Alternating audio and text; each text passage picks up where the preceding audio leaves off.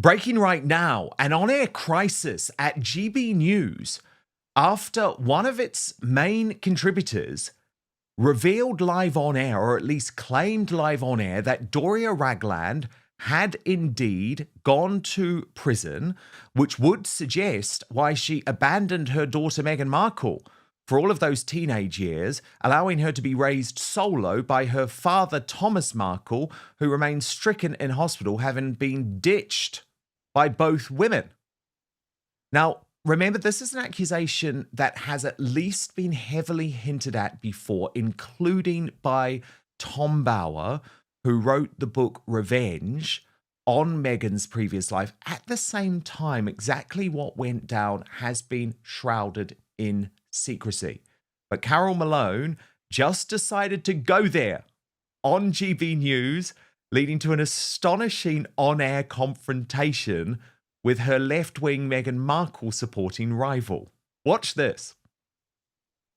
It's her compassion for the father who actually brought her up, who paid for her private education while her mother was in jail, who took huge care of her.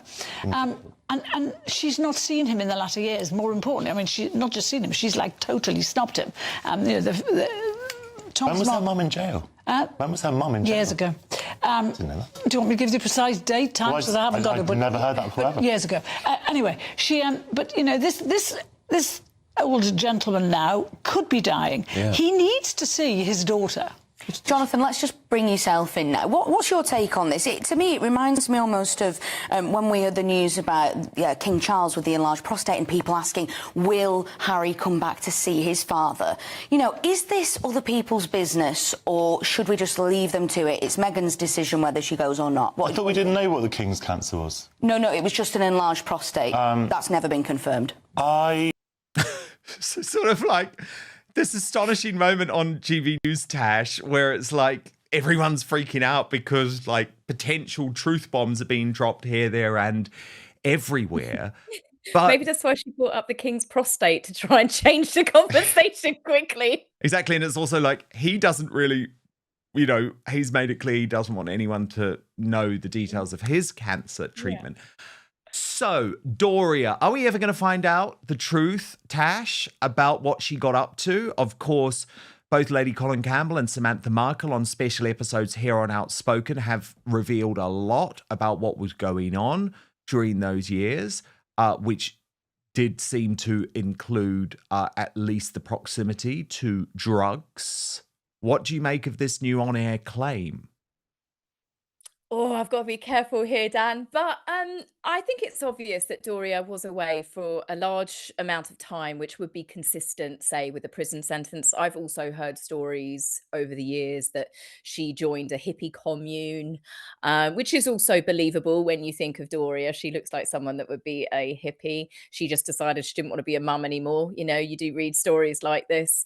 I mean, as I said, it's clearly obvious that she was away for a length of time. She does seem to have been around her daughter when she was younger, and then she got back involved when Meghan was an older teenager. You saw her at her graduation. So there is a big gap in between that I think would have been consistent with that. But at the moment, you know, it's speculation. I don't think it's going to be revealed, because I think if it is true, it would have been covered up. I can't remember, but I'm pretty certain that when these rumors first started circulating, they said that for Doria to have been flown over and been inside the royal palaces and being treated as a member of the family, if she had a criminal conviction, there is issues there. So I honestly don't know. There's so many stories that go around regarding this woman, but someone's obviously not telling the truth. And it seems there has been quite a big cover up. If she'd have joined a hippie commune, I think we would have heard more about it. I think there has been some sort of a patch job, because it wouldn't have looked good. The new Duchess of Sussex, her mother's an ex-jailbird. So I think there has been obviously tweakage of people's information, but I'm not sure we're ever going to find out. And I think probably the same applies to claims about a Meghan Markle sex tape. I mean, there have definitely been like topless pictures and some naked pictures and videos, which I had been shown in the past, which were part of that leak. But now a new clip, sorry, now an older clip is going newly viral, Tash. And this is from Kevin Blatt, a celebrity tape broker. And it is from the Your Mom's House podcast, where he describes, or at least claims, to have received a call in 2018 from a woman saying that she possesses a 4-year-old sex tape of Meghan about to marry a prince. So, of course, the implication is that it's Meghan Markle, although there is no confirmation of that. And it alleges that the tape involves oral sex filmed by a Florida photographer. Ash, what do you make of that? I have seen that clip. I remember that clip actually going around, I think, the first time round. It's possible, isn't it? Of course, Meghan doesn't come across that she's been a shrinking violet her whole life. There are photographs which are not doctored, as far as I am aware, with her being on yachts. There are photographs that I've seen as well where she, these aren't the ones. There are some ones where you can quite clearly see it's AI, but she is on yachts with other beautiful young women. One of them happens to be Epstein's former girlfriend. There's a couple of photographs because they all knew each other. So, yes, is it possible there's something like that out there? Absolutely. Again, do I think that Meghan has had help covering up certain things from her past when she got involved with the royal family? Yes, I would imagine so. Are we ever going to find out the truth? I don't know. It depends who covered it up. But yes, I wouldn't be surprised. And that's not just because of my dislike of Meghan, but I think it's from what I understand of the parties she used to frequent, the sort of people she used to hang around with. I mean, Soho House is definitely a place for young, beautiful people to meet older, richer executives, people, if you scratch my back, I can scratch yours, that sort of, not all Soho House, but it's obviously a place where things like that do go on. So I wouldn't be shocked. But again, I don't think we're going to find out the truth. I think that's been locked away in a box somewhere with a key alongside whether Doria Ragland has done prison time. Tash, there's been so much bizarre stuff PR-wise from Harry and Meghan this week. Clearly an unhappy couple, as we saw in the With Love Meghan holiday celebration. But I think one of the biggest oddities was this piece from People magazine. Now, we know People magazine is like the official mouthpiece for the Sussexes. I've said it for a long time, but confirmation this week that 20% of the website traffic for Was Never comes directly from People magazine. So, I mean, there's a symbiotic relationship between People and Harry and Meghan. They need to keep People sweet because it's sending potential customers to Was Never. And let's be honest, there's not many potential customers, so they desperately need it. But this article was totally bizarre. Let me just take you through it. The flurry of mini dramas underscores how the couple is still learning to navigate the Hollywood spotlight, after moving to the US in 2020. But friends say they weather it together. It never creates friction between them, a source tells People. They're fully aligned and always operate as a team. It never puts them at odds. While Meghan tends to dismiss outside chatter, what she herself calls just noise, Harry is known to take the commentary more to heart and remains especially protective of her. But Tash, utterly bizarre, given that what the headline reveals is that Meghan Markle and Prince Harry are needing a holiday reset. And it's as if this was almost like a preemptive strike. They knew that people were going to see the very awkward on-screen connection. They knew all of the other stories that were coming. So they're like saying, oh yeah, things are really bad, but honestly, there's no friction. I mean, why say that? Like, you don't need to say that when everything's good. You don't have William and Catherine, for example, briefing to British newspapers. Oh, they're really happy together. Honestly, everything's fine, because it's like, we know it's fine. Yeah, that is a definite thing. And I think that's always been a bit of their downfall when even when they first became a couple, they had to be all over each other all the time, holding hands, even when they were meeting delegates and official events and things. I mean, it was just embarrassing, constantly those two pouring at each other and stroking each other and heavy petting each other. It was too much. So, of course, when they stopped doing that behavior, it became very, very noticeable. And now Harry and Meghan, all they seem to do is, I love him so much. Oh, no, oh, wait, I take that back. She never says she loves him. He loves me so much. That man loves me. You know, they have a picture of them kissing over eating fish and chips and stuff. And it's just sickly sweet, over the top. If you are just genuinely happy in your relationship, you don't need to constantly convince the world that you are happy in that relationship. It just works. And I think there is a desperation, an air of desperation for these two to make themselves seem they're more in love than ever before. And often when you see that with celebrity couples, it's the final death blow. It is the final attempt to make everybody believe that they're happier. And then a year, sometimes less later, you get the divorce announcement. They don't seem happy. That is a perfect photograph right there. They couldn't be more further apart, but don't worry, they're still holding hands. Harry looks like he's on his phone. Neither of them care about the kid that's just going into a pumpkin patch, sadly, all by himself. They're not connected as parents, let alone as husband and wife. That's one of the saddest pictures I've ever seen of that family, honestly. Now, Tash, the figures are in, and we knew it was going to be bad, but they are worse than bad. Thank you to the Salty Duchess for this, who's always done great work. Look at this, Tash. Launch day for With Love Meghan the Holiday Special, number 171. We're raised up ever so slightly for day 2, number 142. But the Salty Duchess said Netflix should know by now that even her sycophantic sucker squaddies can't save this car crash from herself. Her silly little vanity show ranking is beyond shocking. Queer Lips of Truth adding, it is finished. Meghan Markle is finished. Failure. And I mean, Tash, these numbers are utterly damning.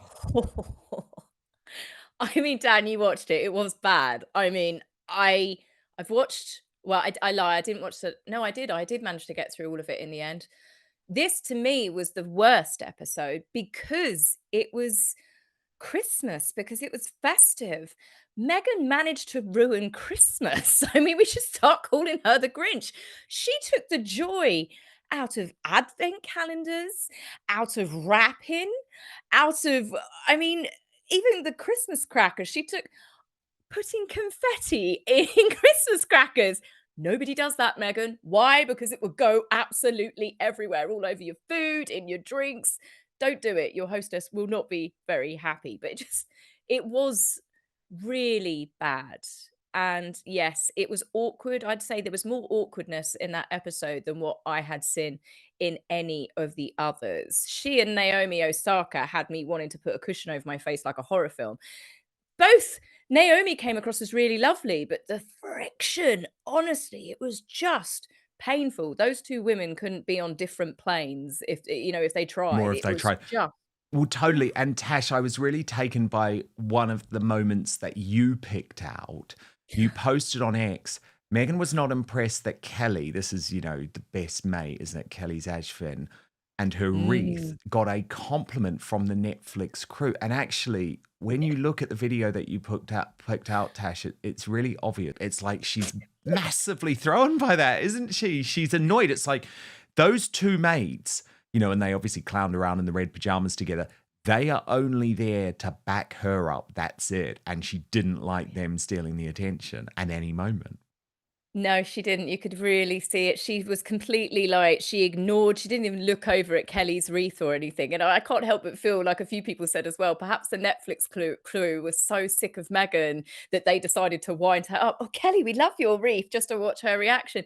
She was the same on an episode with Daniel Martin, the crime makeup artist, when he made a little floral arrangement and he was getting compliments from the chef, David Chang, and then a few other people commented. And Meghan just walks away, just looks off like, you can just see it. She is that spoiled child that we saw wearing that fake crown at the kid's birthday party. She has to be the center of attention, and she did not like that one bit. It was definitely funny to watch, though. And Princess Carparkle posted in regards to one of those moments that you spoke about, Tash, with Naomi Osaka, the tennis star. Meghan paints plates with Naomi, who looks like she'd rather be anywhere else. She must have owed someone a favor because they're almost 20 years apart in age. What could they possibly have in common? making crafts cringe fest. And I mean, as Meghan's mole pointed out, Tash, this stupid idiot has never picked up a tennis racket in her entire life. You can tell by her spindly arms. But why did Meghan Markle mention tennis? Catherine is an incredible tennis player and has been playing for many years. Oh, it all makes sense, doesn't it? But she just couldn't stand Naomi Osaka, could she? Because Naomi Osaka is an actually successful woman with an actual talent playing tennis who has turned that talent into not a grift, but an actually genuinely successful career as a fashion designer for Nike of really interesting and daring tennis clothing. I mean, look, I'm no big fan of Naomi Osaka. I don't know much about her. But what was very obvious is that Meghan didn't embrace her like she embraced loads of the other sycophants on the episode, the weirdos on the episode. She viewed her as a massive threat.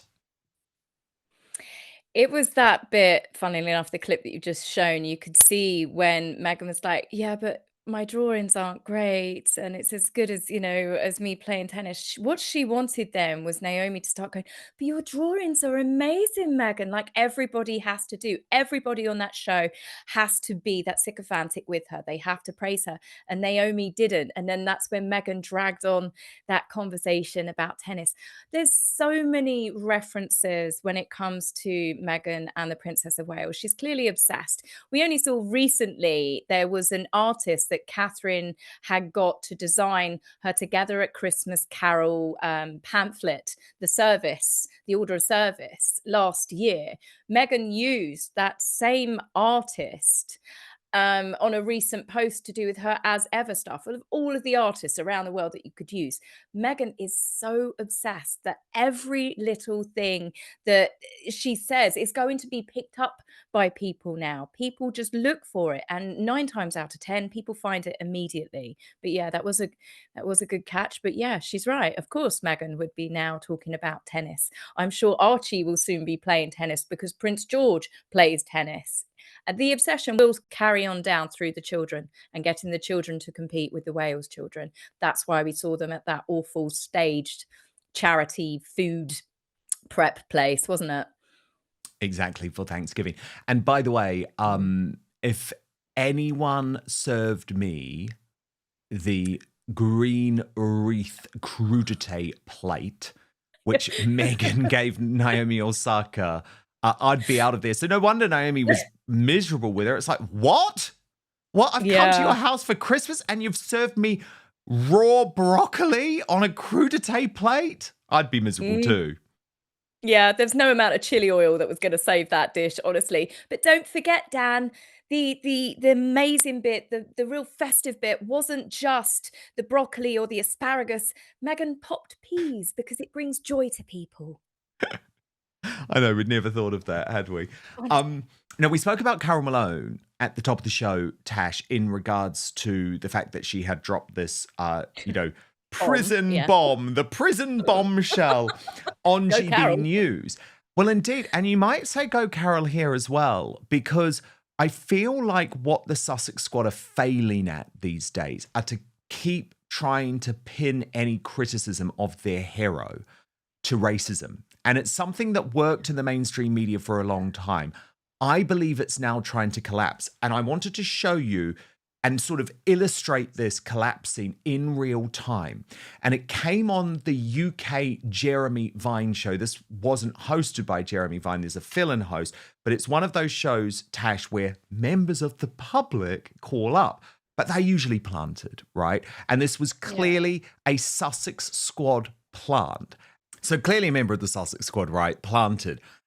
But what was great is when Carol Malone was finally able to respond, she, in real time, live on air, just destroyed this idea that the criticism of Meghan had anything to do with racism. Tash, it's all they've got. And it doesn't work anymore, does it? Like, it did sort of work. It tricked the mainstream media, the regime media in 2020 and 2021. It don't work anymore. Like all of our horror and disgust, which by the way has been felt around the world about Meghan Markle doing absolutely nothing when her father has his leg amputated, like none of it's about race. No, of course it's not. It always has been. It's always come down to character. I mean, Harry is another person that people just don't like because of the things that he's done. It's the way he's treated people. It's got nothing to do with the fact that he married a biracial woman. It's because Harry has turned out to be a complete and utter jerk. In fact, since Harry has stepped away from the prince he was born and the man he's become, as it turns out, he's not a very nice man. And he has also chosen a wife who happens to be not a very nice person. And I think a lot of people picked up on that in the beginning because you started seeing the shift in Harry changing. And I don't think now, I was one of the people that thought, oh, it was Meghan manipulating him. No, I think she emboldened Harry because of her terrible behavior. She nurtured that out of Harry. I don't think that Meghan tricked Harry into becoming this terrible person that's been awful to his family. I think Meghan literally watered the seed that was already there. And the more confident that Harry got walking away from his staff, his family, his advisors, and the more he listened to his wife, who quite clearly still treats people awfully, he's just started going, oh, I can treat people like this and get away with it. And that's why those two are two peas in a pod, and they truly do deserve each other. So I don't think that and I hope that they don't divorce. I hope they stay together because I don't see the point in them trying to ruin two other people's lives if they move on and remarry. Two peas in a half-opened, joyous little festive pod on a revolting crudité platter of raw broccoli, which we don't want to eat. Tash, you're absolutely brilliant. I actually watched your review of With Love, Meghan, which I highly recommend. It's brutal. It's probably even more brutal than mine. To see that for much more analysis, make sure you subscribe to According to Taz on YouTube. And by the way, I love your Christmas deco. Thank you, Dan. We have brought festivities to the Canal household. You're putting me to shame. I'm going to have to yes, sort myself out over the weekend. I know. Come on, Dan. I'm the most festive person in the world. I've been so busy, but no, I'm going to have to sort it out over the weekend. I'm going to have to, but it's not going to look as good as I'll yours. hold you to that next week. Guarantee it. GB News just committed what might be the most embarrassing on-air blunder in royal commentary history. And it didn't just humiliate their anchors. It handed Meghan Markle's PR machine exactly the ammunition they've been begging for. But here's where it gets complicated. While the media is busy fact-checking the wrong story, the real story about Doria Ragland is sitting right there in plain sight, and nobody wants to touch it. Let's be clear about what happened. GB News went live television, no safety net, and made a claim about Doria Ragland that wasn't verified, wasn't sourced, and frankly should never have made it past a junior producer, let alone onto a broadcast. This isn't a minor slip. This is a systemic failure that tells you something critical about how the anti-Sussex commentary machine sometimes operates. In its rush to be first, it forgets to be right. And I'll say what most commentators won't. This kind of reckless error actually protects Meghan Markle. Every time someone overcooks a story, she gets to play victim again. She gets another press release. Another sympathetic headline. Another reason to remind the world that she's being persecuted. GB News just did her PR team's job for them, for free. Now, the podcast allegations. Here's my position. Unverified claims circulating in podcast spaces are not journalism. They're not even commentary. They're gossip with a microphone. And yet, and this is the part that matters, when allegations like this emerge against figures who have spent years carefully constructing a public image of virtue and victimhood, the question you have to ask yourself is this. Why does the noise keep coming from so many different directions? You don't have to accept every claim to recognize a pattern. Multiple sources, multiple angles, multiple stories, none of them flattering. At what point does the volume itself become the story? Doria Ragland has been positioned as the silent saint, the dignified, devoted mother who stayed out of the drama while her daughter burned down a dynasty. That's the narrative. But the public record on Doria is more complicated than the carefully managed image suggests, and it's a record that the Sussex-friendly press has consistently refused to examine with the same energy they'd apply to any other public figure's family. What According to Taz has been tracking, and what mainstream outlets keep sidestepping, is that the story of who shaped Meghan Markle, who influenced her worldview, who she continues to platform as her closest confidant. That story has never been fully told. And maybe it should be. Here's the takeaway that should keep you up at night. GB News made an error. They'll walk it back, apologize, move on. But the question nobody is asking, the question that matters far more than any single on-air blunder, is this. If the verified, documented, publicly available truth about Meghan Markle and the people around her is already this extraordinary, what exactly is everyone still too afraid to say out loud? Because at this point, the stories that aren't being told might be the most important ones of all. Drop your thoughts below. What do you think the media is still holding back? Subscribe and hit the bell.